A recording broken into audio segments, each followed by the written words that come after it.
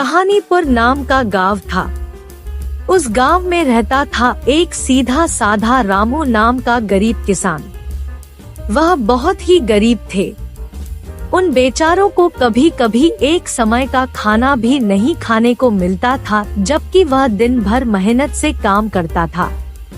रामू के घर उसकी पत्नी ही उसके साथ रहती थी। एक बार क्या हुआ कि हमारा रामू खेत में खेती कर रहा था। तभी अचानक उसका जो कुदाल था वह एक जोर से किसी धातु से टकराया और तेज आवाज आई। बेचारा रामू चौंक के घबरा गया। बोला, अरे ये क्या? उसने खोद कर निकाला तो वहाँ पत्थर का घड़ा निकला। खाली घड़ा और फूटी किस्मत। रामू सोचने लगा कि आखिर इस घड़े का मैं क्या करूँगा। उसने यह सोचकर घड़े को सेब के पेड़ के नीचे रख दिया। उसे वह रख रामू अपना खेती करने लगा। फिर दोपहर के समय वह अपना खाना लेकर सेब के पेड़ के नीचे खाने आ गया। भूखा थका रामू अचानक घड़े में देखता है तो यह क्या? घड़ा सेब से भरा था। उसने सोचा कि अरे इस खाली घड़े में सेब कौन भर गया। खैर, ज्यादा न सोचते हुए रामू सेब निकाल कर खाने लगा और फिर घड़ा रख दिया। वह अभी सेब खा ही रहा था कि तभी एक और सेब घड़े में गिर जाता। फिर से पूरा घड़ा सेब से भर जाता है। घबराया रामू पूरी तरह हैरान हो गया, लेकिन तुरंत ही समझा गया कि ये कोई ऐसा वैसा घड़ा नहीं, बल्कि निश्चित ही कोई जादुई घड़ा है। फिर कुछ विचार करके रामू घड़े को लेकर अपने घर ले जाता है। पत्नी पहुंचती है तो घर आकर रामू उसे जादुई घड़े के बारे में बताता है।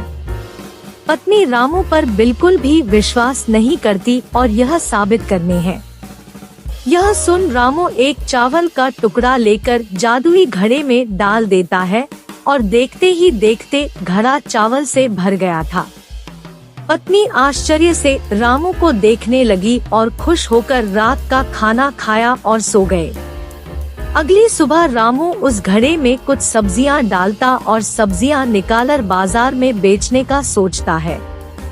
अब तो रोज ही ऐसा होता और फिर रामू मेहनत करके धन कमाया और बड़ा सा घर बनवा लेता है। गांव के सभी लोग चर्चा करने लगे कि कैसे रामू इतना अमीर हो गया, क्या उसके हाथ कुछ लग गया है। गांव में खूब माहिर दो चोर थे और एक दिन इन चोरों को पता चला तो दोनों चोर दिन के समय रामू के घर जाकर छुप के देखने लगे। उन्होंने देखा कि रामू घड़े में एक सब्जी डालता तो जादुई घड़ा बहुत सी सब्जी से पूरा भर जाता।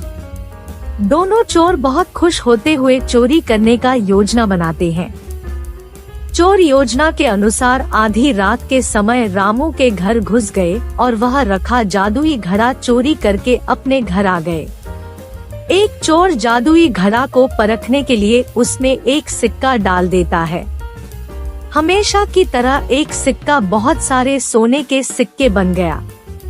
लालच बुरी बाला, दोनों एक दूसरे से जादुई घड़ा छीनने लगे और झगड़े में दोनों के हाथों से जादुई घड़ा गिरकर टूट गया और सोना भी गायब हो गया। तो बच्चों, इस प्रकार जादुई घड़ा न पहला चोर का हुआ और न ही दूसरे चोर का। दोनों हाथ धो बैठे। शिक्षा: चोरी करना पाप है और चोरी की वस्तुएं ज्यादा समय तक नहीं टिकती।